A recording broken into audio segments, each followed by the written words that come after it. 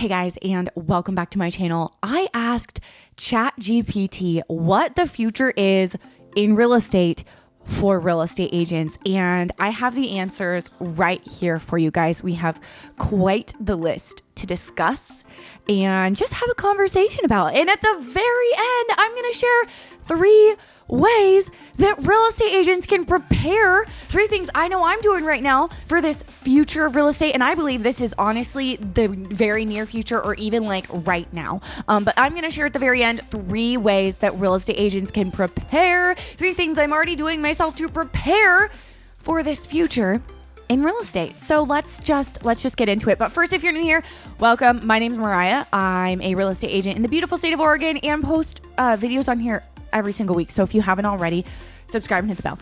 Okay, so the first thing that we have coming for us for the future of real estate agents, you probably have already guessed this one, but it is an increased use of technology and AI. We as real estate agents are apparently going to be using AI for automation and administrative tasks such as scheduling, CRM updates, lead generation, basic communication. That will all be handled by AI, freeing up time for agents to focus on client relationship and strategy and actually going out there and getting the business.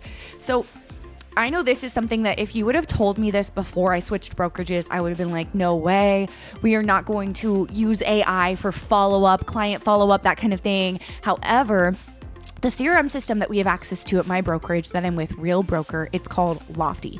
And the AI that we have access to through this CRM system is so phenomenal. But one of the things that we get to do through this AI is we can follow up with leads. I won't get into it because this video isn't about Lofty or Real Broker, and I have done in-depth videos sharing like all about the CRM system. You can go find them on my channel if you're interested. But I will just say this AI that we have access to through our CRM system, it does capture leads on our website for us. It follows up with leads. So we are able to automate that. We are able to, send out 500 text messages at once. It pre-qualifies leads. Like it has blown my mind, and I truly wouldn't have believed it. So yes, I wouldn't even know where to start if I wasn't with my brokerage. I would not know where to start as far as this goes. If you were to tell me this, I'd be like, well, that's cool, but I'm not going to try to figure that out.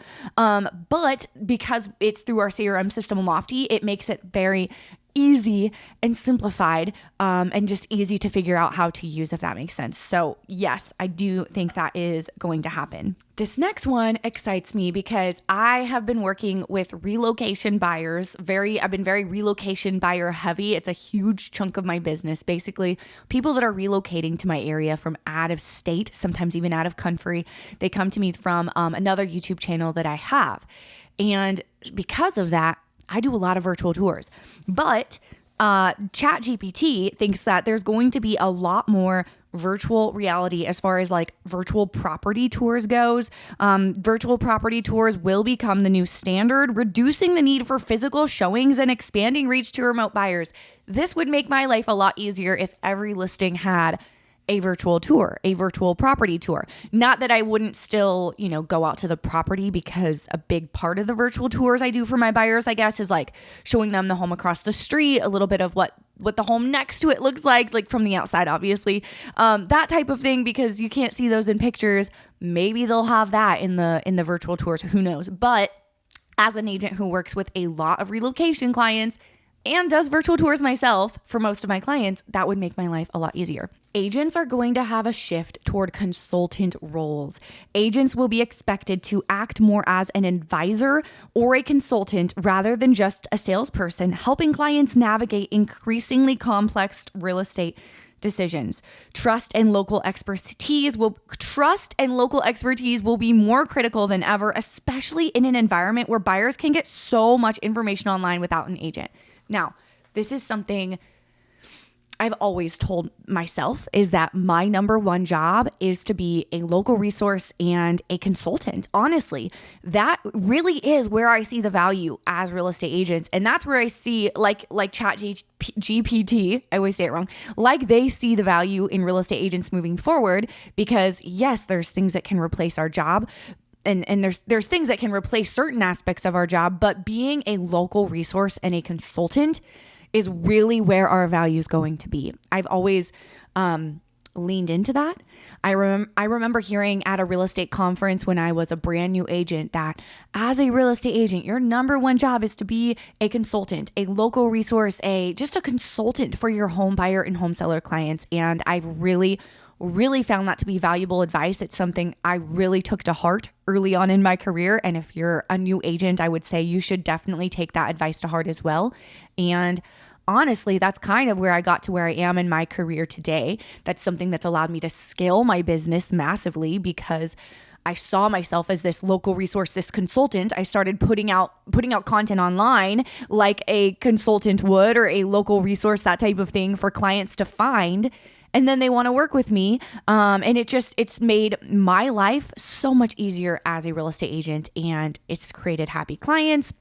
And honestly, I could go on about this, but I'm thankful that is where things are moving, because that is really where I see my value truly as a real estate agent already, is a consultant, a local resource to my clients. The next thing coming in the future of real estate for real estate agents is remote work and flexible schedules. This is something else that we talk about a lot on our channel because of how we run our business. I did a video recently sharing how if you haven't watched it, go to my channel when you're done watching this and find it.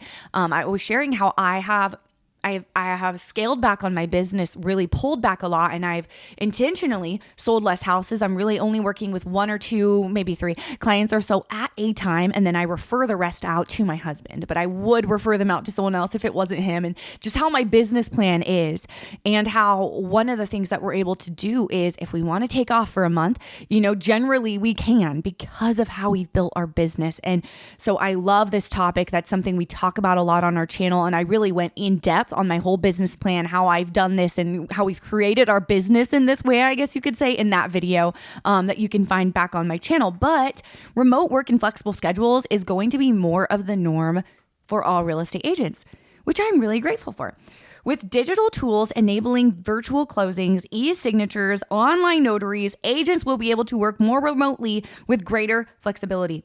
Offices are not going to be much of a thing, and that is something I really truly believe. Real estate offices are not honestly used much anymore compared to even 10 years ago when I was new in the industry. People are wanting to work remotely. They're wanting to work from home. And I'm not going to talk about this as well because this isn't what today's video is about, but I really do believe that this goes along with the topic of how big brick and mortar franchise, especially style brokerages, are not going to be here much longer because everyone is going toward that cloud-based model, whether we like it or not. The next prediction from GPT is an emphasis on personal branding and niche marketing.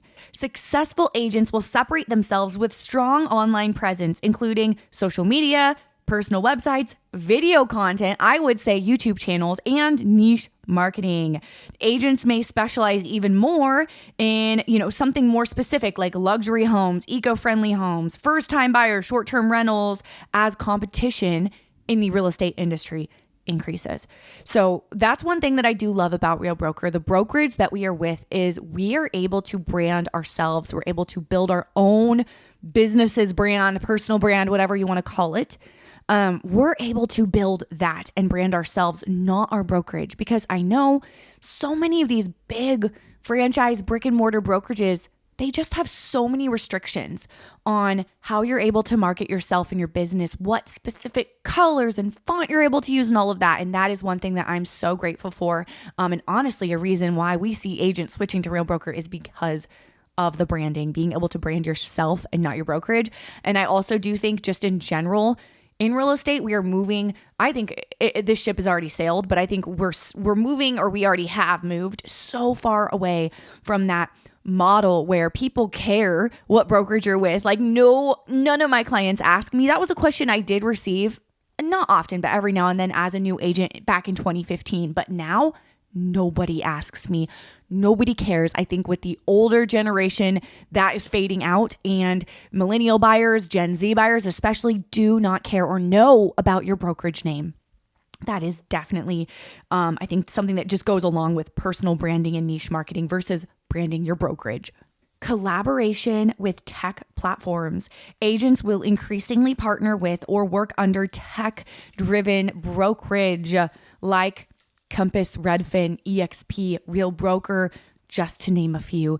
Brokerages like that offer better tech and marketing support. In summary, the future of real estate for real estate agents and just brokerages in general is likely going to be marked by greater technology, a shift for more flexible business models, and an increased emphasis on customer experience and personalized services. Brokerages that can adapt to these changes while maintaining focus on trust, expertise, and relationships are likely going to thrive in the evolving landscape.